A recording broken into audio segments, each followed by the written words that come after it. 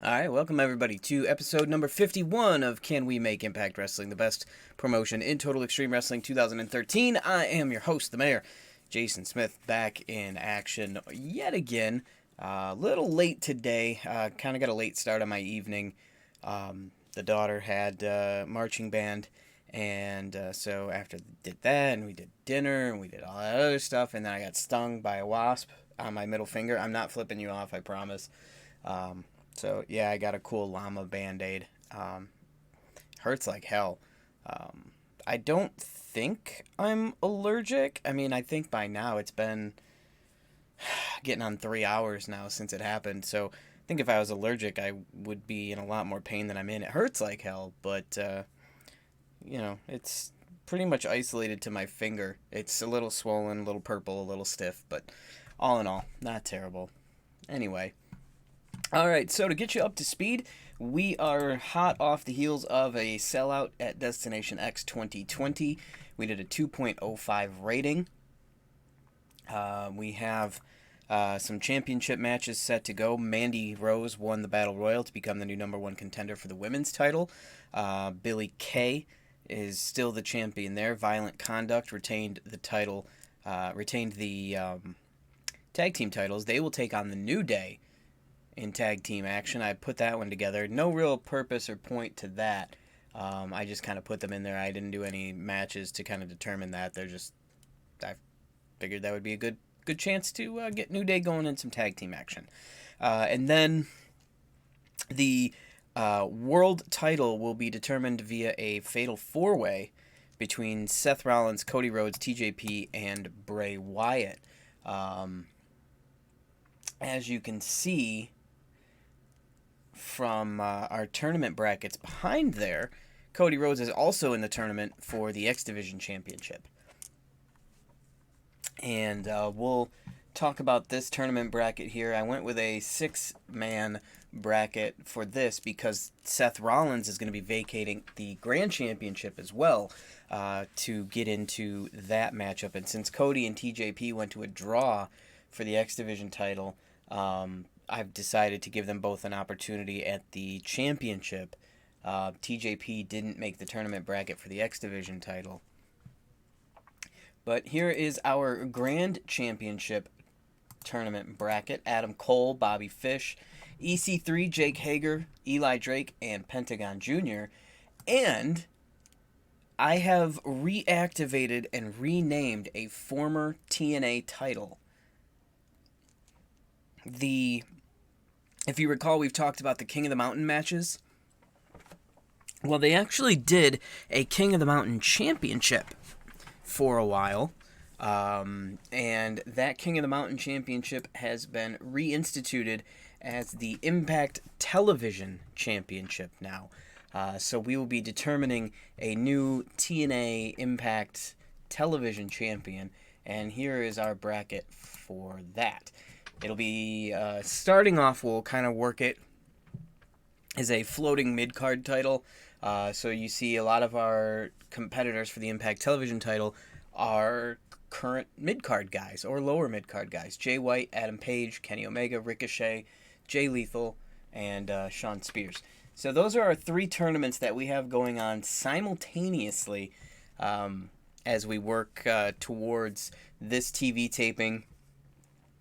And our, excuse me, I don't know why, I don't know what it is about this room. Our August pay-per-view, the August Impact One Night Only. And it is the last pay-per-view that is not named for an actual vintage TNA or current TNA pay-per-view. It's the only one left. If you remember, a while back, we had about 48,000 different one-night-onlys throughout the year. We have gotten that down to 1, so I'm pretty happy with that. All right, so we're also, by the way, going to talk about TNA Hard Justice 2008. That is the August 2008 pay-per-view from the Sovereign Bank Arena in Trenton, New Jersey. It is now known as the Cure Insurance Arena. in Trenton, New Jersey. At the time, it was called the Sovereign Bank Arena. The WWE actually opened this arena back in 1999, and Sun Bank got the naming rights in 2009 for 7 years, and then after that, Cure Insurance got the naming rights. It hosted the Northeast Conference men's basketball tournament, the Metro Atlantic tournament, the first and second round of the women's D1 basketball tournament, and the Trenton Regional, where UConn went on to win the Final Four. It's also been home to a number of concerts and performances, things like that.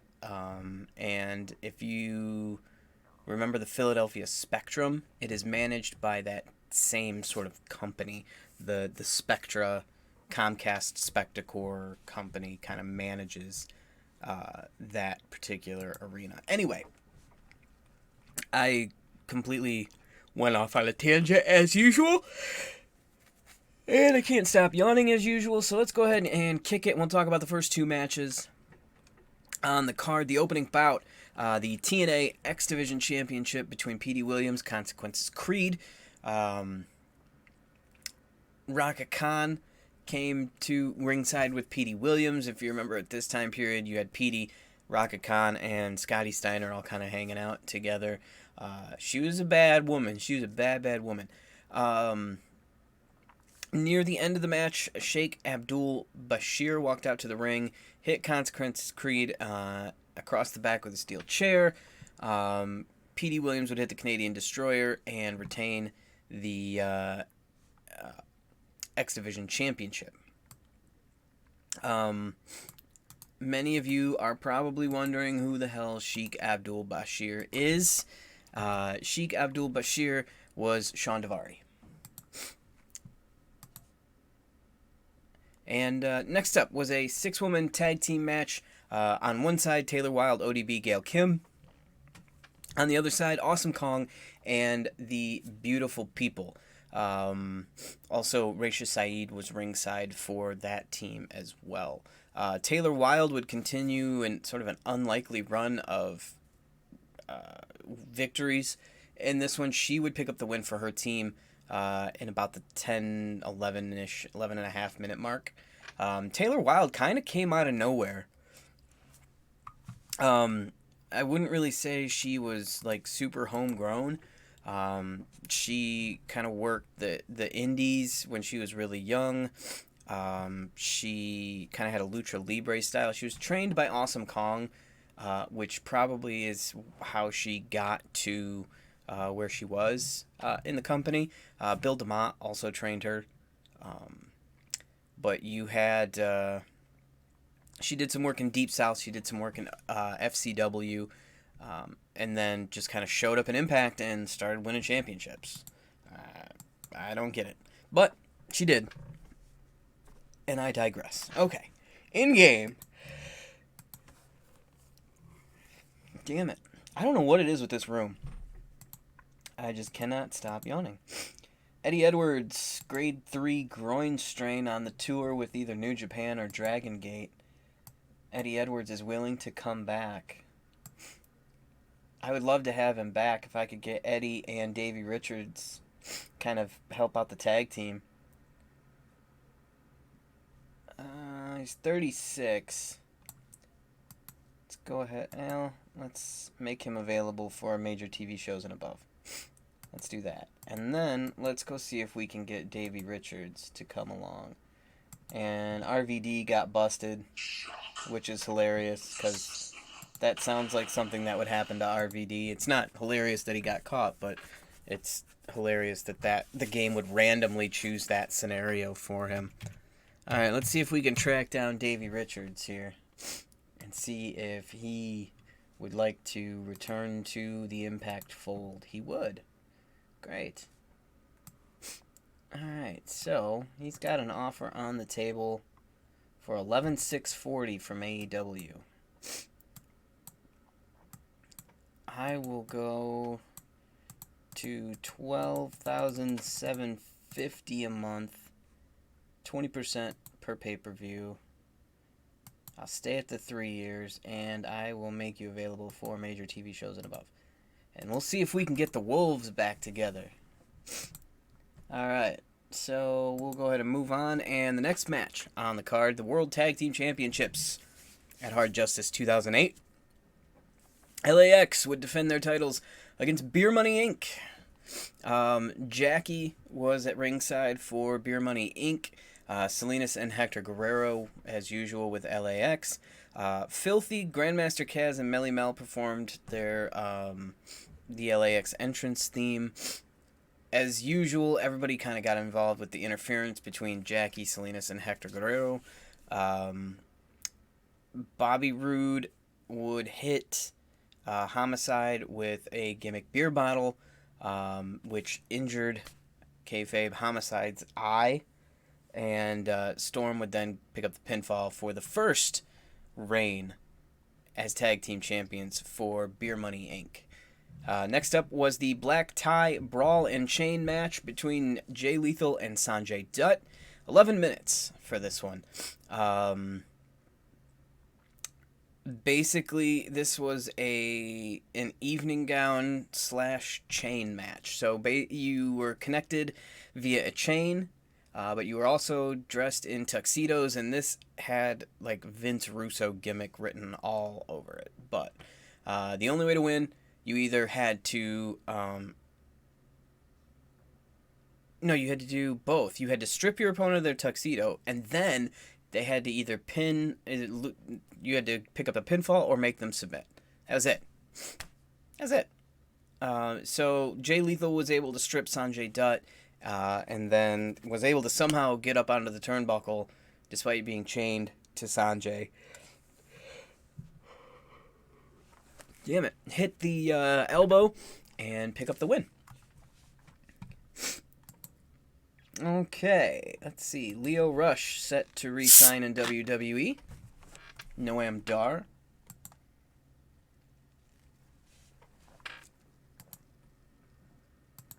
Gerald Briscoe walking away from the business. Brandon Toll is in the final month of his contract. Cool. Let's go ahead and keep him on board here. He's done great work as an official, probably. I don't know. AEW has altered their terms. 12, 8, 10 for 4 years. I'll go 14 for 4 years. All right. If it means getting the Wolves together, I am all on board for that. All right, moving forward. Fifth match on the card, the New Jersey Street Fight between Christian Cage and Rhino. This is keeping with the trend of whatever town and or state they were in, they would name a street fight if they had one after it. So you had like a Detroit 8 Mile street fight, you had a New Jersey street fight. Anyway, it was Christian Cage and Rhino on one side against the Dudleys on the other. Weapons, of course, legal, no DQs, no countouts. They fought through the crowd for a little while, ended up back in the ring. Johnny Devine would come down and run some interference. Abyss would come down, hit the Black Hole Slam on Johnny Devine. And that was after the match. I'm getting ahead of myself. Rhino hit the Gore onto Bully Ray through a table, got the pinfall, and then all that other bullshit happened. And then you had AJ Styles versus Kurt Angle in a last man standing match. No DQs, no countouts, falls don't happen either. The only way you can pick up a win is if your opponent is unable to answer a 10 count from the referee. It was promoted as a last man standing match, but then was held under Texas deathmatch rules. So you had to pick up a pinfall or submission, and then you had to make sure that they didn't respond to the 10 count. So I could, for example, in this match, Kurt Angle 10 tapped out when AJ Styles put the ankle lock on him, but then he was able to get back to his feet. So he didn't lose the match. AJ, as I mentioned, got Kurt to tap. Then Kurt would hit a superplex on AJ. AJ then hit the Olympic Slam and picked up another 3 count, but then picked up the pinfall, but then AJ got back to his feet.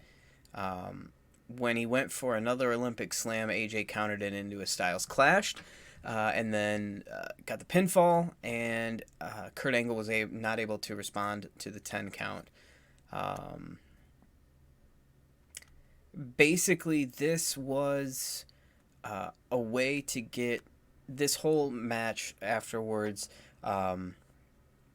Angle kayfabe had to kayfabe a neck injury during this match, and this was a way to get Kurt Angle off TV and away from TNA to deal with some of the issues he was dealing with. The neck injuries had started to catch up to him. Some of the addiction, substance issues he was having caught up to him as well.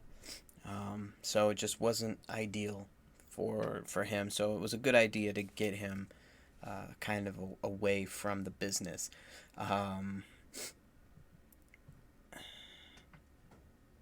And then the medical staff helped Kurt to his feet. AJ would then drop him on his head again. And then AJ, as he left the ring, would get beaten up by Sting with the Scorpion Death Drop. Kevin Nash was kind of there too. It was a weird end to that storyline setup. Okay, so back in game. A lot of people retiring, but not a lot happening. Chuck Taylor looks like he's set to resign. Chad Patton, the referee, looks like he's set to re-up in WWE. Davey Richards rival bid updates. What's he got? 5 years, $14.80. Wow, they went above the smart offer bid, and they went 5 years. Guess we'll go to 15 for 5 years. We'll keep it right there.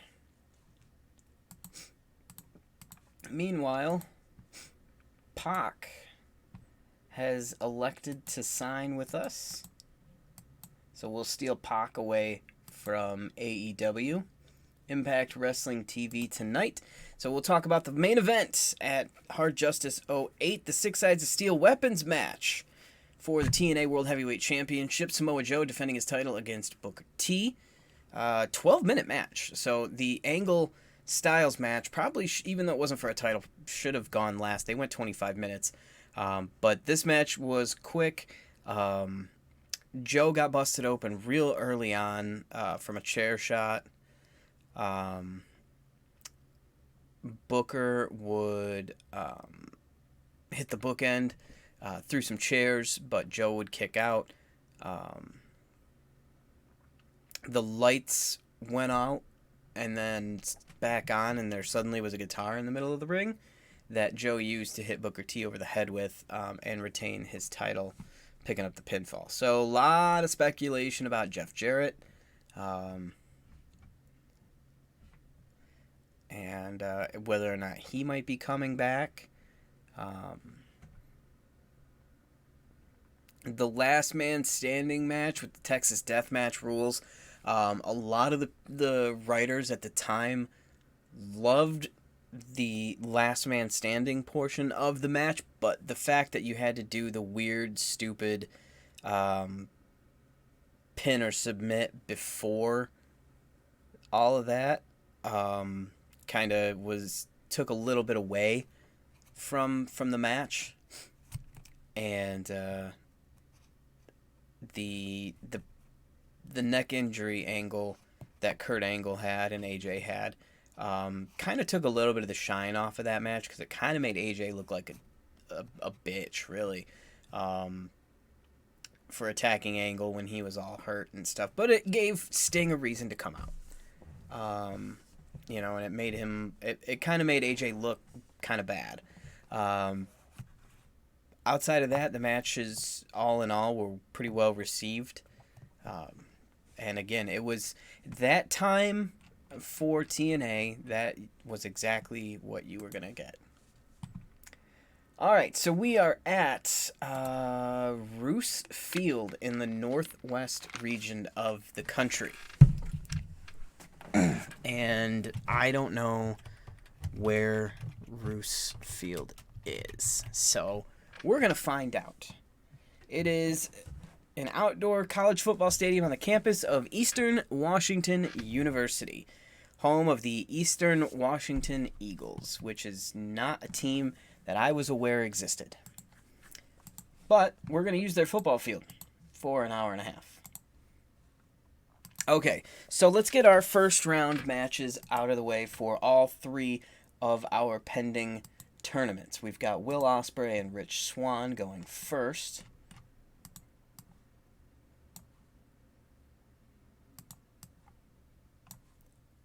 In this round one matchup.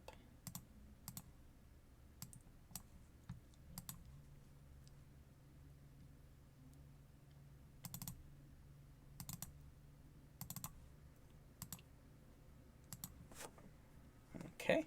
And then we've got Marty Scurll and Phoenix.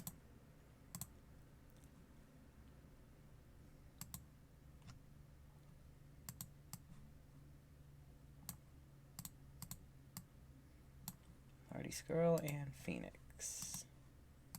There we are.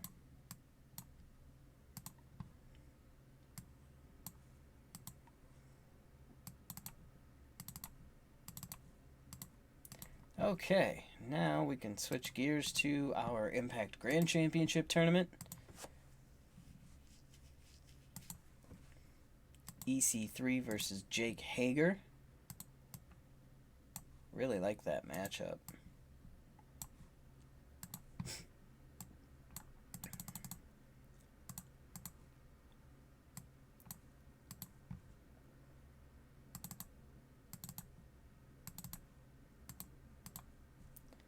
And then we've got Eli Drake versus Pentagon Jr. This one I'm a little nervous about. I don't know how this one's going to go. Eli Drake, Pentagon Jr.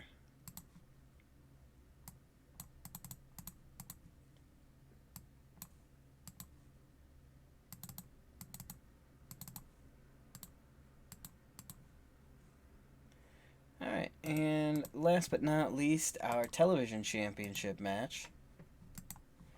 First up, Kenny Omega and Ricochet.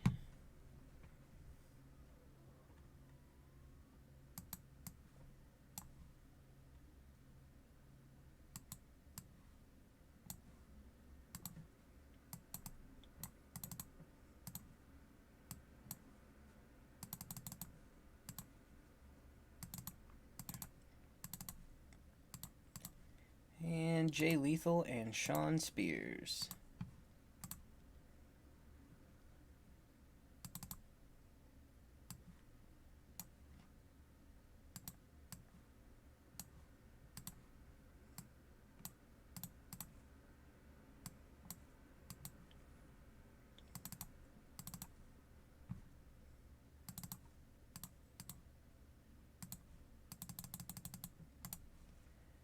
Alright, so that takes up 60 minutes of our show. We've got 30 to 35 minutes left since we can go over a little bit. What do we have left to work with up here? 2, 4, 6, 8, 10. 10 guys. And then we've got our women's division where I should probably put a match in. We'll go Asuka, Shayna Baszler.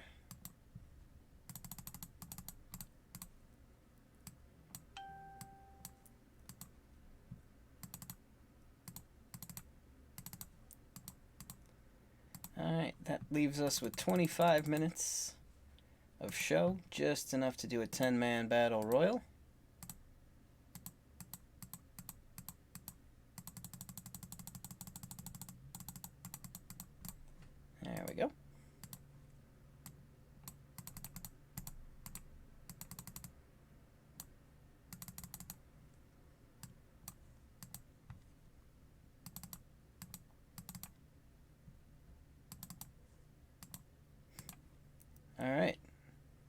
95 minutes. We can kick it.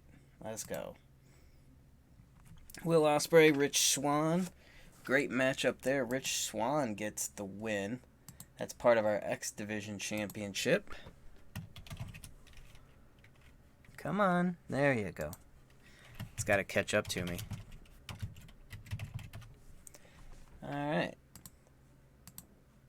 Jay Lethal, Shawn Spears wrestles to a B. Shawn Spears gets the win.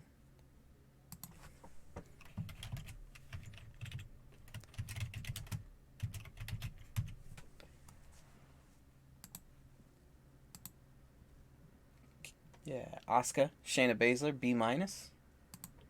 Pretty good match there. We'll have to keep an eye on that one.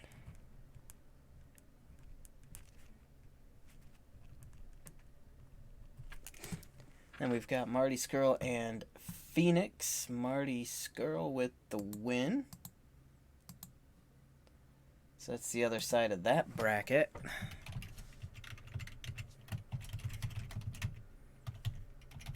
So, in the X Division Championship, we will have Cody Rhodes versus Rich Swann, Marty Scurll versus Jon Moxley. EC3 and Jake Hager were kind of a meh match, but EC3, it's a double countout. So Adam Cole will advance to the finals of the Grand Championship without having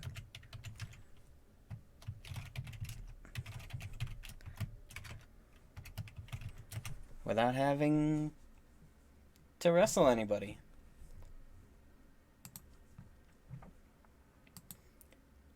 Eli Drake and Pentagon Jr. Eli picks up the win by pinfall. I cannot type today, I tell you what.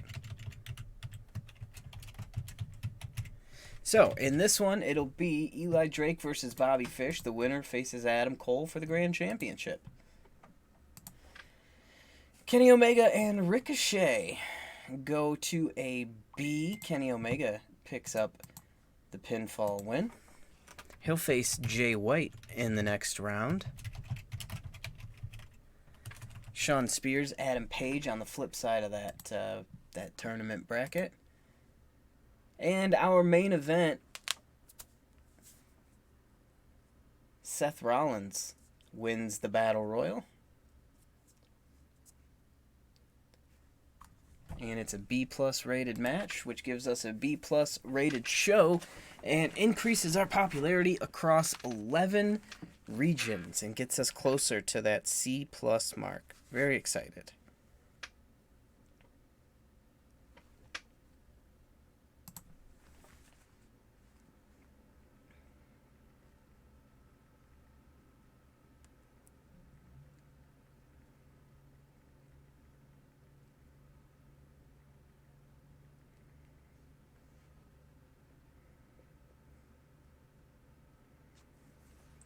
Check our ratings and wrap up this episode.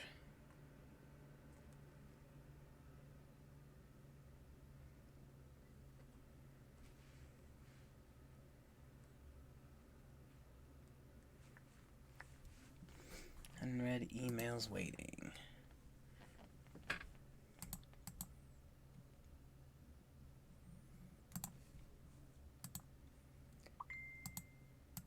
So we did a 3.12, which is down slightly. We only have 4 episodes left on Pop TV. We won't be able to start negotiating until August.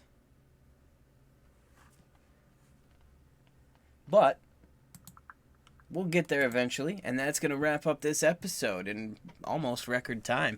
So, thank you guys for watching. On the next episode, episode number 52, tomorrow's episode, we'll have another Impact TV, and we will feature TNA's No Surrender 2008, the return of Jeff Jarrett in this one. Also, you would see Frank Trigg, MMA, UFC, Pride fighter, make his in-ring TNA pay-per-view debut. We would see Matt Morgan, And we would see the in-ring pay-per-view debut of Sean Daivari, Sheikh Abdul Bashir. So stay tuned for that on tomorrow's episode number 52. Hopefully we're on time, as we should be. But until then, my name is the Mayor Jason Smith. Thank you for watching. We'll see you next time. Be excellent.